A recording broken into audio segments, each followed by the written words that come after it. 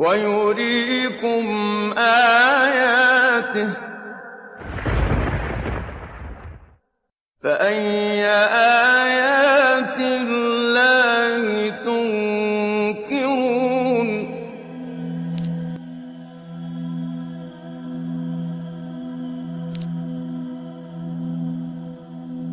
From any point in the world, the direction facing the Kaaba is called Qibla, and Muslims are expected to face Kaaba while performing Salah. For most of the people who don't know the wisdom behind the holy Kaaba, it seems like Muslims are worshipping this cubic black house. That's why many of them ask the question, why a Muslim should prostrate towards a rocky house like the Hindus who are worshipping idols. Now, what is the difference between Islam and other religions in this regard? In Islam, there's a rule that if someone does not know the direction of Qibla or he has no possibilities to verify it, then he can pray to any direction he thinks is correct. Because Allah subhanahu wa ta'ala says, وَلِلَّهِ الْمَشْرِقُ وَالْمَغْرِبُ وَلِلَّهِ الْمَشْرِقُ وَالْمَغْرِبُ فَأَيْنَمَا تُوَلُّوا فَثَمَّ وَجْهُ اللَّهِ إِنَّ اللَّهَ وَاسِعٌ عَلِيمٌ.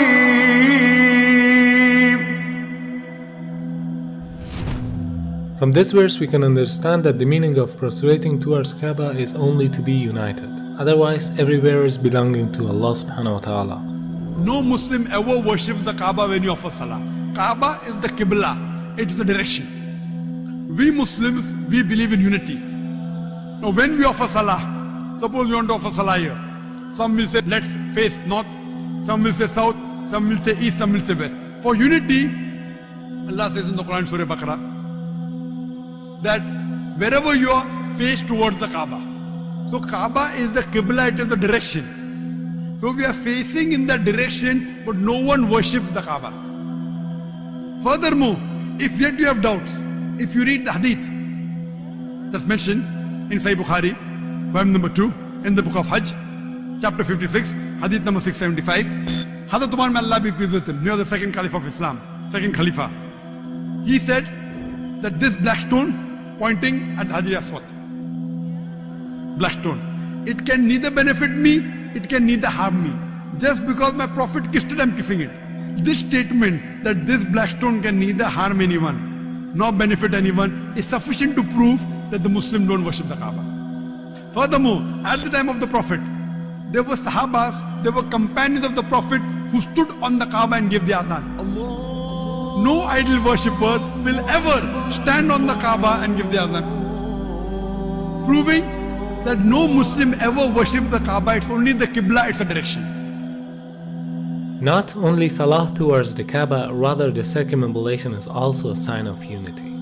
If you look to the creation, from the tiny world of quantum to the huge celestial bodies in the universe, from the very atom to the biggest stars and planets, they are all rotating and circumambulating around a certain axis in a counterclockwise direction. And this is exactly what the Muslims are doing around the Kaaba. So in Islam, it's an act of worship. It means in nature everything is worshipping the Almighty Creator, but not the body which is in the center of the circumambulation. This represents the unity in the whole creation. Beside the logical fact, there's a scientific reasoning about the Kaaba. When a person puts his head on the ground towards the Kaaba, the harmful charges would be released out of his body in a perfect manner, and it causes the body to balance its energy system. To know how it works, first you should know about the concept of the golden ratio. The golden ratio is a proportion of a longer distance to a shorter one, which is equal to phi constant, 1.618. This ratio is also called a divine proportion because the Almighty Creator has used the very same proportion in a great number of events.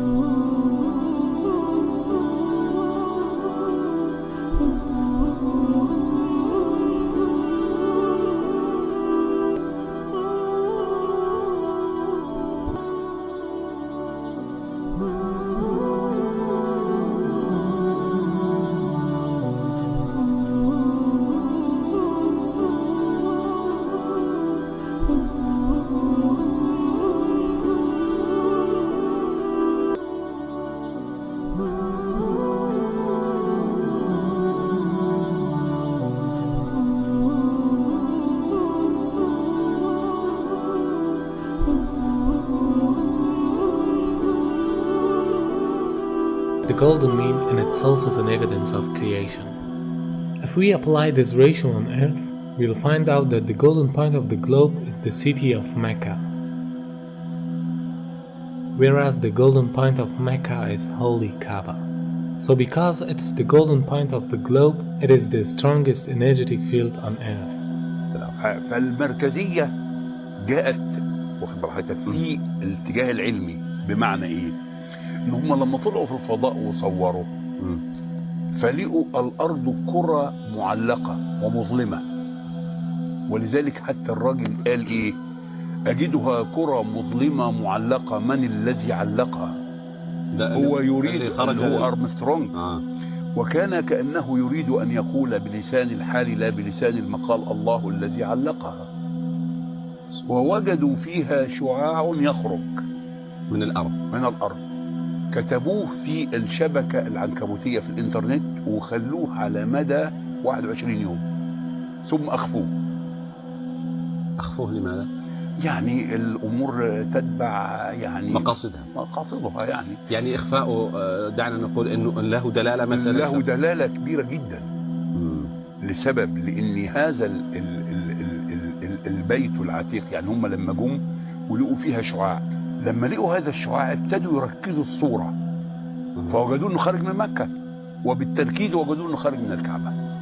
For understanding how the golden mean provides an energetic field, you can take the example of the galaxies or planets, which emits the energy from the center point to the outer edges, just like a nuclear which balances the energy system with the electrons which are rotating around it. It means they are taking the negative energies and giving the positive energies for a balancing purpose. وبالتالي عندما تطوف أنت تشحن. معلش سبحان الله، هذه حقيقة. Now the investigations show that every day our body collects electromagnetic charges from its surrounding which are harmful for us. And these charges concentrate to the forehead, meaning the frontal lobe of the brain, which causes depression, headache, laziness, mental pressure, and even more dangerous problems. This forehead part of the brain is known as the frontal chakra, throughout which the body takes positive and negative energy. It is observed that these harmful charges can be released by putting our head down on the ground. But for a better result, we should put the frontal chakra of our body in a direction towards the strongest energetic field of the earth, meaning the Kaaba. Dr. Andrew Newsberg studied the brainwave activity during the prayer. He found some direct impact on several brain locations. The benefits of prayer are incredible. Regular daily prayer helps the frontal lobe from shrinking with age, which is the part of the brain that regulates our speaking, reading, and memory. Therefore, this helps to prevent memory loss in old ages, a perfect form of meditation which brings us to a state of tranquility.